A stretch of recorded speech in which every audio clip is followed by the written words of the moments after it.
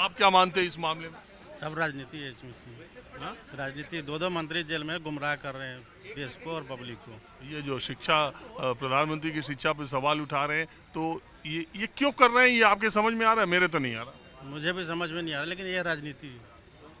राजनीति तो है, लेकिन डिग्री को इतना बड़ा मुद्दा बना देना कि इतने पढ़े लिखे नहीं है, पढ़े लिखे नहीं है। वो क्या कहना चाहते हैं कि देश में मैं ही एक IITN हूँ, तो मैं ही एक पढ़ने वाला हूँ, इसलिए 2024 का मुकाबला मोदी बनाम केजरीवाल।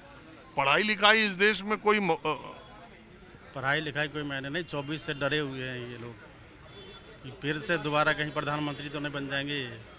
डिग्री और सर्टिफिकेट तो सर खरीदा जा सकता है, बेचा जा सकता है। ठीक है, अपने भारत में जब परीक्षा आज होती है 10 बजे की पाली है, तो उसका 9:30 पर पेपर लीक हो जाता है, क्वेश्चन पेपर।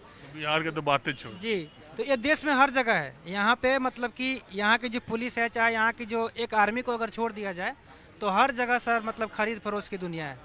नरेंद्र मोदी के सामने 5 मिनट भी बैठ के फेस टू फेस टॉक करने का कितना भी इनके पास अगर नॉलेज हो केजरीवाल के पास, लेकिन 5 मिनट भी उनके सामने फेस टू फेस बात करने में टिक नहीं सकते हैं।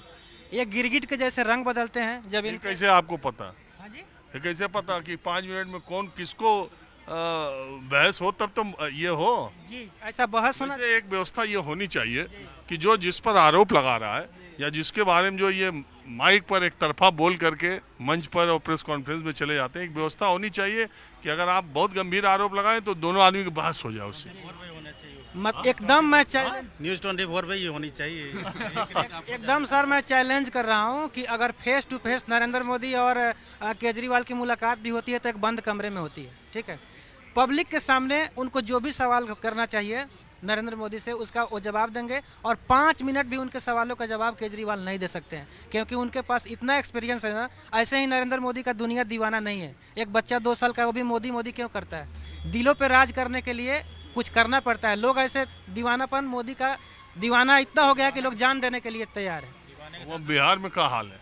बिहार में भी सर, तो बिहार में प्रशांत किशोर कह रहे हैं कि प्रशांत किशोर ने भी इस बात को माना कि मोदी को हरा देना इतना मुमकिन नहीं है। कल भी मैं इंटरव्यू देख रहा था प्रशांत, वो बात सही है, लेकिन अभी क्योंकि ये उसके कारण देखिए, मोदी के जीतने के कारण अलग है। वो हिंदू मुसलमान करके, भारत पाकिस्तान करके नहीं, डिसिप्लिन तो वो हिंदू मुसलमान वाली डिसिप्लिन हो सकती है, लेकिन ये कारण जो है उनका कोई जो वो गुजरात मॉडल बोल के आए, विकास का मॉडल बोल के आए, वो तो कहीं नहीं दिख रहा ना।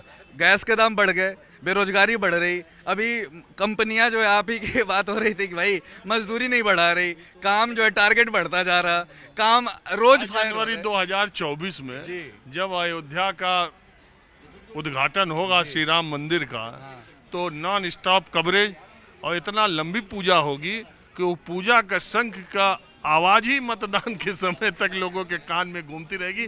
एक बात ये भी तो है जो ये कह रहे हैं। मेरे परिवार में सर सब कोई, चाहे अच्छा काम हो बुरा काम हो, एक राधा मोहन सिंह मेरे सांसद, मैं मोतिहारी जिला से हूँ। ठीक है, तो राधा मोहन सिंह को गांव बिहार में लोग बोलता है कि दूसरा विकल्प क्या है, इसी को वोट देना। मतलब मुंह से गाली तक देते हैं राधा मोहन सिंह को, फिर भी वोट उसी को देते हैं क्योंकि दूसरा विकल्प नहीं है। ठीक है, तो हमारे कहने का मतलब है सर कि ये जो किस मुद्दा पे बात कर रहे हैं, बात ही भूल गए हम।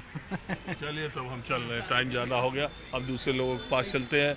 माहौल क्या है, हमें जो जहाँ जैसे मिल जाता है मैं वैसे ही बात करता हूँ, कुछ और लोगों से बात करता हूँ।